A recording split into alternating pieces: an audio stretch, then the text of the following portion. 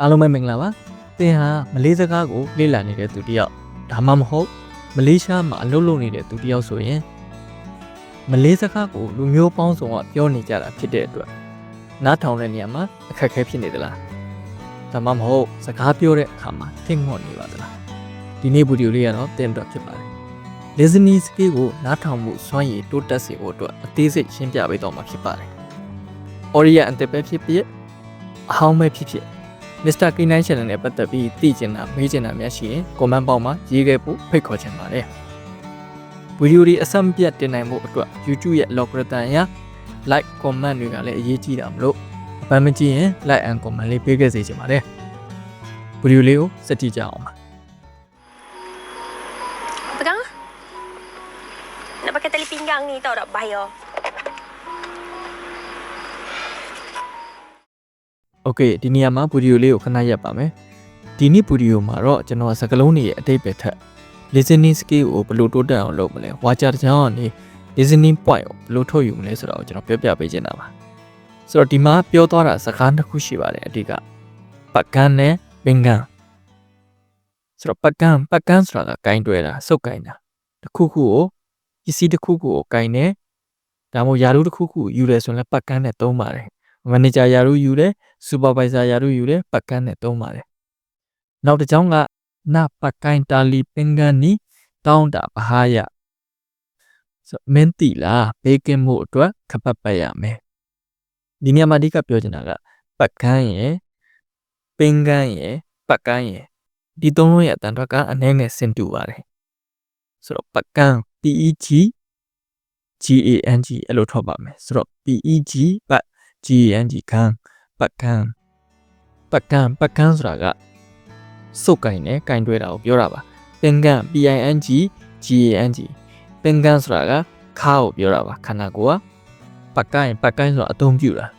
GUNA ကုဏဆိုတဲ့စကားလုံးနဲ့လည်းတူပါတယ်ဆိုတော့ပတ်ကန်းပင်ကန်းပတ်ကိုင်းဆိုတော့ဝါကြအရှိကိုကြည့်ကြအောင်ပါနပတ်ကိုင်းတာလီပင်ကန်းနီတောင်းတာဘာဟာရဆိုတော့နပတ်ကိုင်းတာလီပင်ကန်းဆိုတော့နပတ်ကိုင်းဆိုတာကအသုံးပြုမယ်တာလီပင်ကန်းနီဆိုတာကခပတ်ကျိုးတောင်းတာဘာဟာရ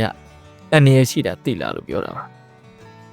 ဆိုတော့ဒီစမ်းတက်မှာကျွန်တော်နှလုံးသိုံနဲ့ဒီဝါကြောင့်နားလဲပါတယ်ပတ်ကိုင်းတာလီဆိုတာသိုံနဲ့နားလဲပါပတ်ကိုင်းဆိုတာအသုံးပြုသည်တာလီဆိုတာကျိုးဆိုတော့တာလီပင်ကန်းဆိုတော့ခပတ်ကျိုးနီးဆိုတာဒီကိုပြောတာပါဒီခပတ်ကျိုးကိုသုံးရမယ်ဆိုတာမင်းသိလားအနေရရှိတဲ့အတွက်ဆိုတော့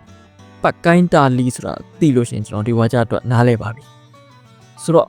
တခြားစကားလုံးတွေရောသိဖို့မလိုပါတယ်ဒါပေမဲ့ကျွန်တော်တို့ basic level စပြီးတော့မှမလေးစကားကိုလေ့လာတဲ့သူတို့ကပတ်ကိုင်းတာလီဆိုတာသိရင်ရပါပြီဆိုတော့အဲ့နှလုံးကလည်းအသုံးများတဲ့စကားလုံးဖြစ်ပါတယ်ပင်ကန်းခါဆိုတာကကျွန်တော်တို့ကိုယ်ပတ်ဝန်းကျင်မှာစီယုံစေကမ်းမမဟုတ်ရင်အပြောနဲပါလိမ့်မယ်ဆိုတော့ပင်ကန်းစာကစ်ဆိုရင်ကျွန်တော်ခါနာတာကိုပြောတာပါဆိုတော့နပတ်ကိုင်းတာလီပင်ကန်းနီတောင်းတာဘာဟာရဆိုတော့ပတ်ကိုင်းတာလီဆိုတော့သိရင်ဒီဝါကြအောင်နားလဲမှာပဲဖြစ်ပါတယ်စက်ကြည့်ကြအောင်ပါ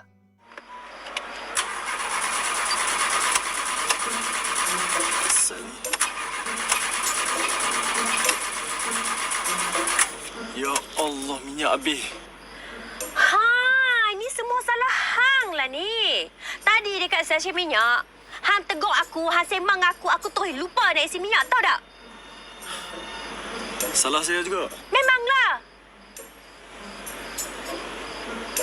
Pergilah beli minyak, tunggu apa lagi? Beli minyak banyak, kedai minyak pun tak nampak kat sini. Tu, pergilah tanya orang kot sini, mestilah dia tahu. Takkan nak tunggu kat sini sampai raya kot. Okay သင်ခန်းစာလေးစကြည့်ကြအောင်ပါဒီနေ့ဗီဒီယိုလေးနဲ့ပတ်သက်ပြီးတော့ပြောချင်တာများတစ်ခုရှိရင်လည်း comment box မှာရေးခဲ့ပြလို့ရပါတယ်ပထမပိုင်းဗီဒီယိုမှာတော့ listening နဲ့ပတ်သက်ပြီးတော့ဘယ်လို key point တွေကိုအဓိကထားနားထောင်အောင်လဲဆိုတော့ပြောပြခဲ့ပြီးဖြစ်ပါတယ်အခုဒုတိယပိုင်းမှာတော့မလေးရှားမှာ data လိုက်မတူတဲ့စကားလုံးတချို့ကိုပြောပြပေးခြင်းပါတယ်နီဆုမွားစာလဟန်လာနီဆိုတာအင်းနီပါဆိုတော့အင်းနီဆုမွားဒါအားလုံးကစာလဟန်မဲမာတာလို့ပြောတာပါဆိုတော့စာလာဟန်ဆိုတဲ့စကားလုံးက data အလိုက်သုံးတာမတူပါဘူးတချို့နေရာမှာကောင်းလို့သုံးပါတယ်အရန်ရင်းနှီးတဲ့သူတွေဆိုရင်ကောင်းလို့လည်းသုံးတယ်လို့ဟန်လို့လည်းသုံးပါတယ်ဟန်ဆိုတဲ့စကားလုံးကပီနန်း data ဘက်မှာအသုံးများတယ်လို့ဆိုပါတယ်ဆိုတော့စာလ hour လို့လည်းသုံးလို့ရပါတယ်ဆိုတော့စာလဟန်လာနီးဆိုတော့ဒါအကုန်လုံးကနဲ့အမှားပဲနီးဆိုမွားဒါအားလုံးကစာလဟန်လာနီးနဲ့မှားနေတာလို့ပြောတာပါဆိုတော့အဓိကအားဖြင့်ဟန်ဆိုတဲ့စကားလုံးကိုပြောပြပေးချင်တာဖြစ်ပါတယ်နောက်တစ်ခုကတုပီလာတာညာအော်ရန်ပီဒီစကားလုံးကလည်းနည်းနည်းထောက်ပါမယ်ကျွန်တော်တို့သုံးနေကြပကီကိုပြောတာဖြစ်ပါတယ် PAGI ပကီသွားသည်ဆိုတော့တုပကီလာတာညာအော်ရန်ဟိုနာသွားပြီးတော့မေးကြည့်လိုက်ပါလားဟိုနာကလူတွေကိုသွားမေးလိုက်ပါလားလို့ဆိုလိုတာပါဆိုတော့ဒီနေ့မှာပီလို့သုံးသွားပါတယ်ဒီကတော့ပကီပါဆိုတော့မလေးစကားရဲ့ data အလိုက်မတူတဲ့အသုံးတစ်ခုဖြစ်တယ်လို့နောက်တစ်ချက်ကစကားပြောမြန်တဲ့သူတွေသုံးသွားတဲ့အသုံးမျိုးပါပကီကနေပီဖြစ်သွားတဲ့အသုံးမျိုးပါဆိုတော့ဘာဖြစ်ဖြစ်ကျွန်တော်တို့ပီလို့တွေးလိုက်လို့ရှိရင်စိမ့်နေမှာဆိုလို့ကျွန်တော်ပြောပြခဲ့ခြင်းဖြစ်ပါတယ်ဆိုတော့တုပကီလာတာညာအော်ရန်ဟိုနာကိုတော့မေးကြည့်ပါလားလို့ဆိုလိုတာပါဒီနေ့ဗီဒီယိုလေးကမိတ်ဆွေတို့အတွက်အကျိုးရှိလိမ့်မယ်လို့မျှော်လင့်ပါတယ်ဗီဒီယိုလေးကိုအဆုံးထိအောင်ကြည့်ရှုပေးတဲ့အတွက်အားလုံးကိုကျေးဇူးတင်ပါတယ်